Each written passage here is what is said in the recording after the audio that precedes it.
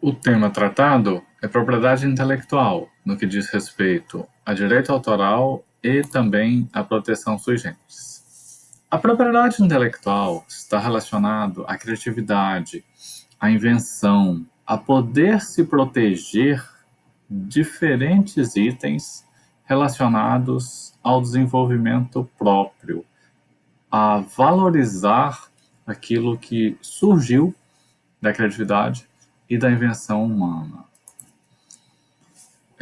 Diferentes direitos são oriundos, estão relacionados a essa propriedade intelectual. O primeiro deles, de grande importância, é o direito autoral. Por meio da propriedade intelectual, alguém que desenvolveu um livro, uma pintura, uma escultura, projetos arquitetônicos,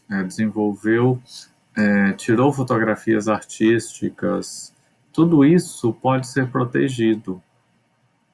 Esse tipo de proteção não é obrigatório, é facultativo e precisa ser realizado em diferentes órgãos, de acordo com o tipo de proteção, com o que está sendo protegido.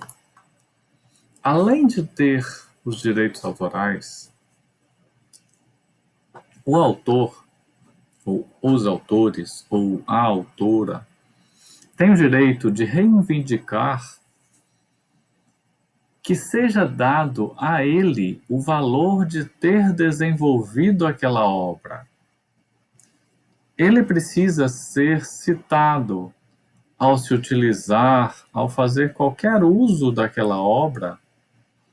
O autor precisa ter o seu valor reconhecido. Ninguém pode chegar e falar: fui eu que fiz essa obra, sendo que não foi. O direito moral é de outra pessoa. E esse direito nunca cessa. Alguém que desenvolveu um produto artístico, algo que pode ser protegido, sempre terá o direito moral em relação àquele item. Direitos patrimoniais estão relacionados a conseguir ganhar dinheiro, a ter um retorno econômico em relação àquilo que foi criado. Então, quando alguém está tocando uma música em uma festa ou em qualquer situação, o direito patrimonial deve ser concedido àquele que desenvolveu aquela obra. Então, ele deve ser pago pelo uso daquela obra que ele desenvolveu. Assim como diferentes outros direitos, e a maioria deles, tem um prazo de vigência. O prazo de vigência de direitos patrimoniais do autor é de 70 anos, contados a partir do primeiro dia do ano seguinte ao falecimento do autor.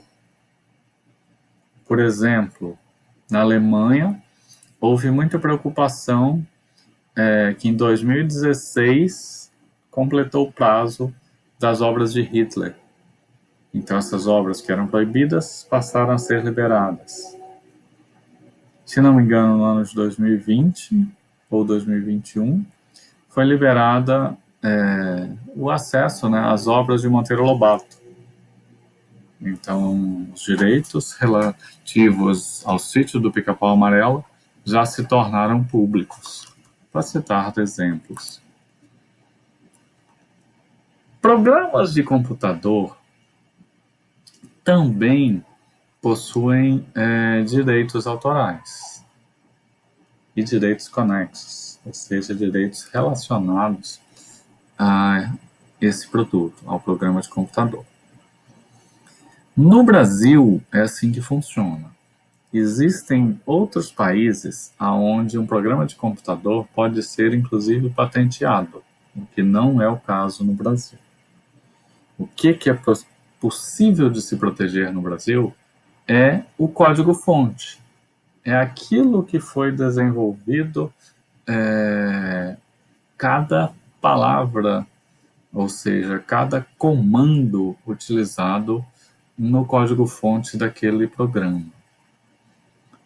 O que foi desenvolvido, assim, a funcionalidade não pode ser protegida. Por exemplo, um aplicativo como o Uber. Para proteger alguma coisa relativa ao seu software, pode proteger o código. Então, concorrente, como 99, ele não pode usar as mesmas linhas de código desenvolvidas pelo programador da Uber. Mas ele pode, sim, usar aquele tipo de negócio, fazer atividades similares à do Uber. No caso de programa de computador, não são 70 anos, são 50 anos. Um prazo muito grande, inclusive, em relação ao tempo que se usa normalmente um programa de computador.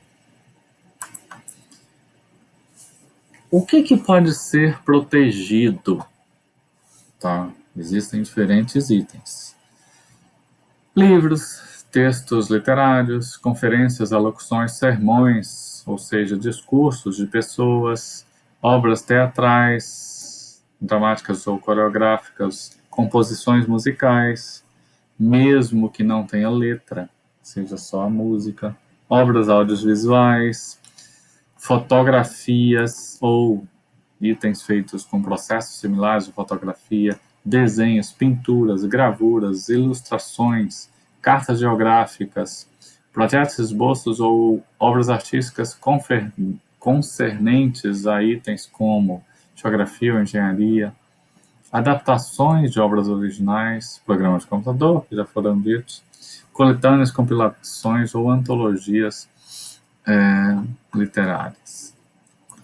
Alguns itens não podem ser protegidos. Por exemplo, uma ideia, um método, conceitos matemáticos, não tem como proteger. A ideia não tem como alguém pagar por uma ideia por meio de propriedade intelectual. Conceitos matemáticos não podem ser protegidos porque outros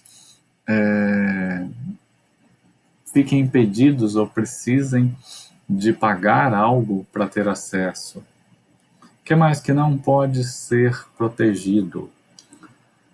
Esquemas, planos, jogos, negócios. Um modelo de negócio não pode ser protegido. Formulários em branco, leis, documentos oficiais, regulamentações não podem ser protegidos. Informações comuns como calendários, legendas, nomes e títulos isolados não podem ser protegidos. Então, o que pode ser protegido é aquilo que foi criado, tem uma invenção desenvolvida a partir dessa criação, que não se caracteriza como esses itens aqui citados. Outro tipo de proteção é a chamada proteção sui generis.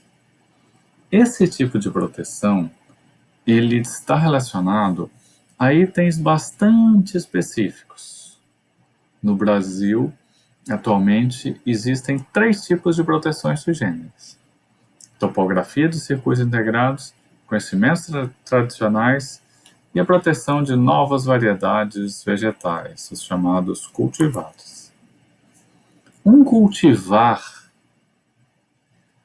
é um grupo de plantas que foi desenvolvida em laboratório, que não é replicável, que não existia na natureza.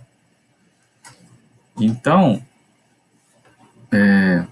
além de ter essas características, aquele vegetal, ele precisa poder ser replicável com características homogêneas. Então, não é simplesmente uma árvore que foi alterada. Foi desenvolvida uma nova semente, uma nova uma nova planta diferente daquelas que já existiam. Nesse contexto, esse grupo de plantas precisa ter características de novidade, distinguibilidade, homogeneidade, estabilidade e um nome próprio para si. Um cultivar, a proteção de um cultivar, tem a vigência de 18 anos e só é válida no próprio país onde aconteceu esse registro. Outro tipo de proteção sui generis é relacionada ao patrimônio genético. Esse tipo de conhecimento é aquele que se origina numa comunidade indígena, numa comunidade quilombola, aonde o conhecimento foi desenvolvido localmente. Por exemplo, os tratamentos que um pajé fez lá na tribo, que ele aprendeu com os pais deles, com antepassados, tudo isso aí, é um conhecimento que está contido, deve ser dado direito àquela comunidade. Grande dificuldade acontece nisso, em reconhecer quem é o dono, de onde surgiu, por exemplo, um tratamento, uma terapia com base em uma planta utilizada naquela tribo, naquela comunidade. Se é só lá ou se tem diferentes comunidades que usam. Para regular isso, existe o CEGEM, Conselho de Gestão do Patrimônio Genético, que é ele que autoriza o acesso a esse patrimônio genético, por exemplo, para se transformar isso em um cosmético, em um fitoterápico, esse tipo de coisa. Um tipo de proteção relevante também que acontece é o de indicação geográfica. Uma indicação geográfica, ela confere ao produto uma identidade própria, específica para aquele produto. No Amazonas existem algumas. A primeira desenvolvida foi a do peixe de Barcelos.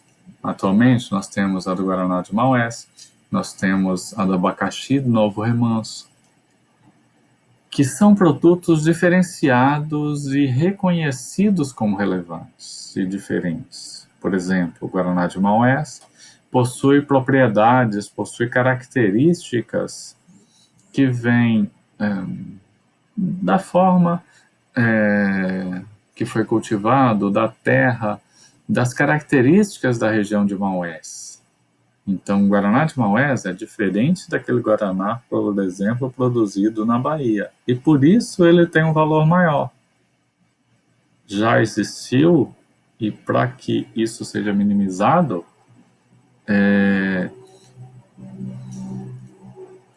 o Guaraná foi registrado como indicação geográfica em Maués para proteger de biopirataria, que se trazia produtos de outras localidades e se vendia como se fosse Guaraná de Maués por um preço mais caro, o que não é correto e é ilegal. Existem dois tipos de indicação geográfica, a indicação de procedência e a denominação de origem. A indicação de procedência está relacionada a uma percepção, a uma identidade que aquele produto, que aquele serviço ganhou notoriedade. A denominação de origem é mais vinculada ainda à localidade.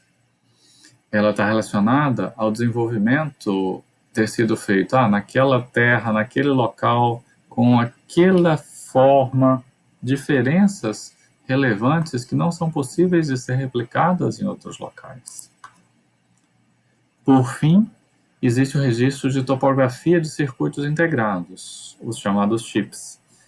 A forma com que o chip é desenvolvido é diferenciado e tem um trabalho muito grande nesse contexto. Então, concorrentes não podem copiar o que foi desenvolvido por uma empresa específica. Esse tipo de topografia vale por 10 anos na sua propriedade.